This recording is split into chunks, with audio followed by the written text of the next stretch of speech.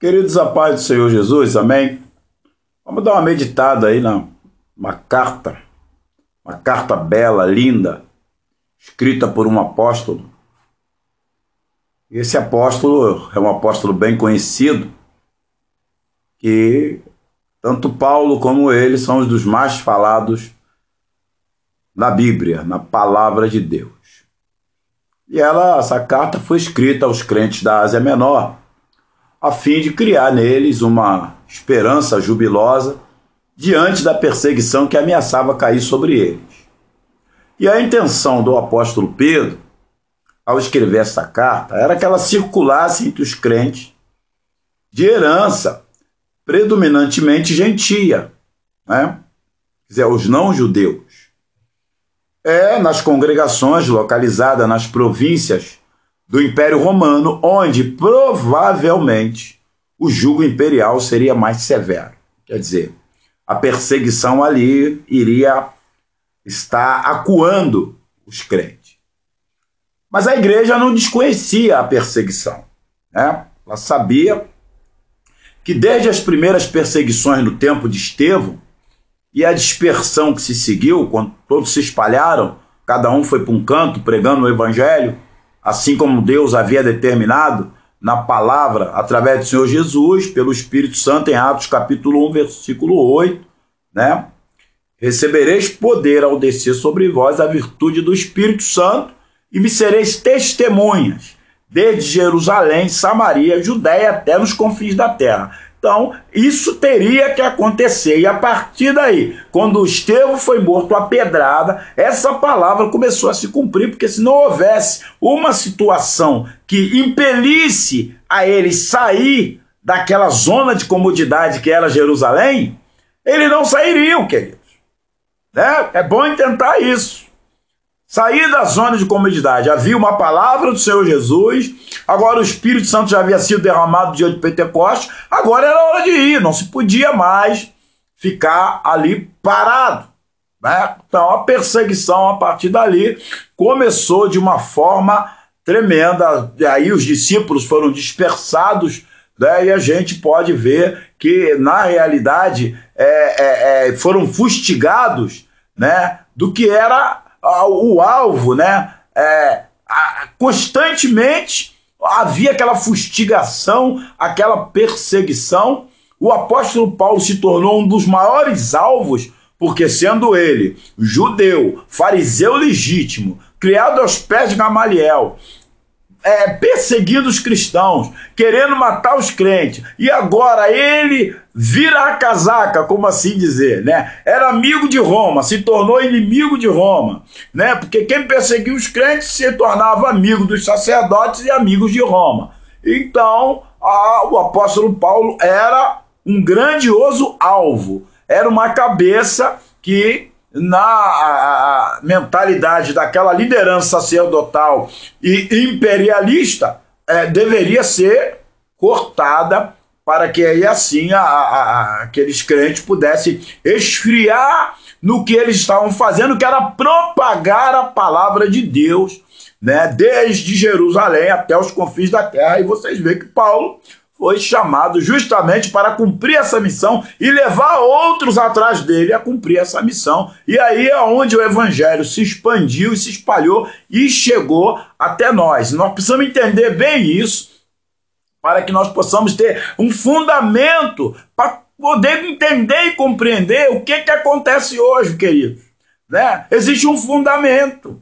Eu estou falando de fundamento. E ali o apóstolo Pedro, ele está falando e lembrando aos crentes desse fundamento, né? E os crentes da igreja primitiva, eles haviam experimentado na própria carne, né, a fadiga, a tensão provocada pelo antagonismo a Cristo, né? Quem é antagônico a Cristo é antagônico a mim, é antagônico a cada um daqueles que professam o nome do Senhor Jesus. E esse antagonismo que era naqueles dias, hoje em lugares como Síria, Iraque, naquela mesma região, tem crescido cada dia mais. Nigéria, por exemplo, Coreia, um antagonismo terrível. É o pior país que existe hoje na face da terra para se pregar o evangelho. Muitos crentes na Coreia estão encarcerados, muitas famílias destruídas, são obrigadas a negar a Cristo, e se não nega, não morre, e tem muitos morrendo, porque, aleluia, muitos não têm negado o nome do Senhor, mesmo diante do pelotão de fuzilamento, mesmo diante das perseguições. E esses crentes, lá na igreja primitiva, experimentaram o que os verdadeiros crentes, desculpa por assim dizer, porque é a pura verdade, eu não tenho papo na língua para falar que aqueles crentes eram os verdadeiros crentes, porque os crentes que eu estou vendo hoje, misericórdia, principalmente no Brasil, só quer saber de prosperidade, só quer saber de bênção, só quer saber de dinheiro, só quer saber de namorado, só quer saber de namorada, só quer saber de comer, de beber, misericórdia, meu irmão. Olha, vamos olhar lá para trás, vamos olhar para o passado e ver a raiz, a base da igreja e vamos andar nela. Porque os fundamentos você não pode arrancar, os marcos antigos não podem ser tirados. E muitos aí já tiraram, os falsos profetas aí, os enganadores já entraram na igreja e tiraram os marcos, né? Os fundamentos dos apóstolos. Então havia um antagonismo muito grande. E agora a ira do demente imperador Nero, né? Porque naquela época quem reinava era aquele demente, maluco, doido, chamado Nero, que estava prestes a explodir em Roma, né? Em contrário à igreja. Portanto, o apóstolo Pedro procurava preparar a igreja na Ásia Menor para o desastre eminente que já estava chegando na Ásia, porque esse antagonismo estava se espalhando. Veja bem, querido, a coisa tem começado lá na África, no Oriente Médio, no Oriente Médio, um antagonismo terrível, né, ao nome do Senhor Jesus. Isso está se espalhando, querido, pelas nações. E não pasma se isso não chegar logo aqui no Brasil, porque já existe dentro do governo, dentro das áreas sociais, né? Tá aí esse cara que tá lá, esse deputado aí do capeta aí, que é antagônico a Deus de todas as formas, né? Eu esqueço o nome dele, eu não gosto nem de citar. Esse que aprova aí casamento gay, que aprova homem com homem, mulher com mulher, nem ele sabe aquilo que ele é, essa é a verdade. Nem ele sabe o que ele é, deve ser alguma coisa, que não é homem nem é mulher. E nem ele sabe, não tem identidade essa pessoa aí, que eu nem cito o nome aí, porque é um nome podre, sujo, né? É um ímpio, né? E pronto, acabou. Falei. E aí, tem algum problema? Manda vir atrás de mim, né? Por isso que eu não estou citando o nome. Então pode ser qualquer um. Você tá entendendo, meu querido? Então a gente tem que entender isso. É aquele antagonismo crescente dentro da nossa nação. Esse antagonismo tem crescido demasiadamente. Não fiquem sem vigilância, porque uma hora ou outra nós vamos ter aí leis que vão começar a nos apertar, a querer proibir de a gente estar pregando o evangelho livremente. Já nos hospitais já não se pode entrar.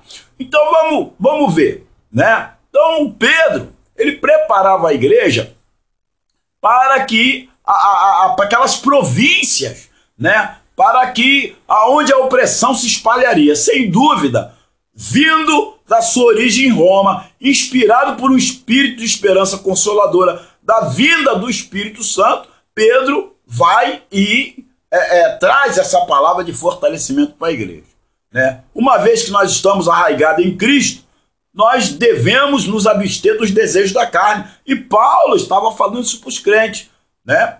Caso quando você está no meio de uma sociedade hostil, seu sofrimento por amor à justiça serão em realidade uma bênção, né? Quer dizer, quando você está perseguido por amor a Cristo, saiu uma bênção. É por isso que o apóstolo Pedro, depois dele falar tudo isso no capítulo 1, né, ele vai lá no capítulo 2 e ele começa a falar, vamos deixar essa carnalidade, toda malícia, todo engano, fingimento, inveja, murmurações, querido, né? É o que nós estamos vivendo hoje, o Pedro nos exorta, porque nós estamos vivendo num mundo de perseguição, querido. Volto a dizer, começou lá fora e isso vai se espalhar. Em alguns lugares do Brasil já tem pastores nas ruas, evangelistas, sendo apedrejados, sendo jogados fora, pisado. Então o antagonismo tem crescido. né? É um alerta. Mas nós não devemos parar, querido. E por que nós não devemos parar? Porque o apóstolo Pedro, ele está dizendo que nós somos uma geração eleita, um sacerdócio real, né? No versículo 9 do capítulo 2. Mas vós sois a geração eleita, o sacerdócio real, a nação santa, o povo adquirido. Para quê, querido? Para que nós fomos eleitos? Para ficar rico, né? Para ficar enchendo o bolso de dinheiro, ficar aí vivendo uma vida de comodidade enquanto muitos aí estão morrendo, querido. É para isso que nós fomos eleitos, né? Eu quero dizer para você que muitos são chamados, mas poucos são os eleitos, escolhidos a dedo pelo Senhor Jesus, bem antes da fundação do mundo, como diz em Efésios capítulo 1, versículo 3, né? Eleitos. Ninguém elege ninguém sem ter um plano de governo para a vida daquela pessoa. Se você é um eleito, Deus tem um plano de governo contigo, Deus tem uma chamada contigo, e você tem que andar dentro desse plano de governo. Não é querendo você fazer o que você quer, achando que tem que ir para onde você quer ir. Não, meu irmão. Existe um plano de governo, existe um projeto de Deus. Você foi eleito dentro de um plano de governo, cujo rei, cabeça desse governo é Jesus Cristo, querido. E você está ali eleito para estar caminhando dentro da obra dele aqui na terra, para dar continuidade àquilo que ele estabeleceu. É por isso que ele diz, vocês são as gerações eleitas, o povo adquirido, para que anuncieis a virtude daquele que vos chamou das trevas para a sua maravilhosa luz. Veja bem, nós temos um mandato. Nós temos um legado, herdamos de Cristo a visão de salvação para todo aquele que crê no Evangelho do Senhor Jesus Cristo, que é o Evangelho de graça. Mas o Senhor nos elegeu para propagar essa mensagem. E os crentes lá, Pedro está falando com os crentes daquela situação na Ásia Menor, que estavam propagando a mensagem, mas a perseguição era iminente. A fome era iminente. O perder suas casas era iminente. O perder sua liberdade era iminente. O que nós estamos preservando, querido? Sabendo que nós somos uma geração chamada para anunciar a virtude do Senhor. E ele diz no versículo 10, vós que outro tempo não erais povo, mas agora sois povo de Deus, que não tinha alcançado misericórdia, mas agora alcançaste misericórdia. Mas essa misericórdia que eu alcancei, eu tenho que levar a outros. Porque há muito mais eleitos por aí que não sabem nem que é eleito.